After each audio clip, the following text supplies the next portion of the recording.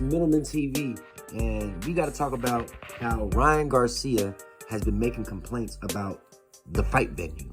You know, about a week ago, Oscar De La Hoya announced that the fight would be moved over to Brooklyn from Las Vegas, and there were no complaints from Ryan Garcia. There were no complaints from Devin Haney. Everything was embraced. All of a sudden, 2 days ago, Ryan Garcia decided to say, well, this is an MGM Vegas fight. I'm doing everything in my power to make sure this fight ends up in Vegas. Ryan Garcia, the only thing you should be worried about is making sure that you do everything in your power to beat Devin Haney come April 20th. It does not matter if the fight's in New York.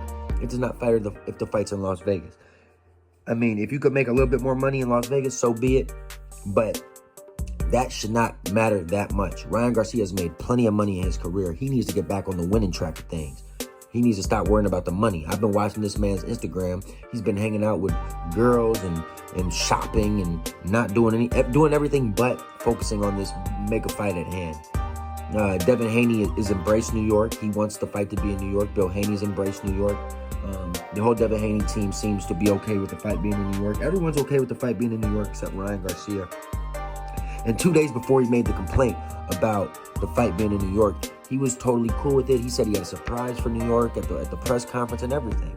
Now all of a sudden, he's too big for New York. So Ryan Garcia is, like I told you guys, I said it once, I'll say it again. He's one of the biggest, if not the biggest joke in boxing. He's a clown. He will always be a clown. And I don't understand how you guys could like this guy. I'll never like Ryan Garcia. I think he's a straight goofy. And Devin Haney's going to smoke him no matter where the fight venue's at. He's going to kill him. It's not even going to be a close fight. And I can't wait to see what all the Devin Haney haters are going to say when Devin Haney smokes Ryan Garcia. That being said, the fight should be at the Barclays Center. New York needs a big fight. The last big fight we got at the Barclays Center was Rolly Romero versus Gervonta Davis. And y'all remember how that one turned out. Everyone was tuning in. Everyone was having fun. Rolly Romero got knocked out after talking smack. It was a great show, great event. And this one will be no different. Ryan Garcia versus Devin Haney will be a great event. Might not end in a knockout, but this is a fight we need to see. It needs to happen in Brooklyn, New York. Ryan Garcia needs to stop complaining, man. And he really needs to focus at the task at hand. Switching topics. Edgar Berlanga took on a guy by the name of Padraig McCorey yesterday in a chance to really redeem himself. You know, if he wins, he became the WBA mandatory challenger.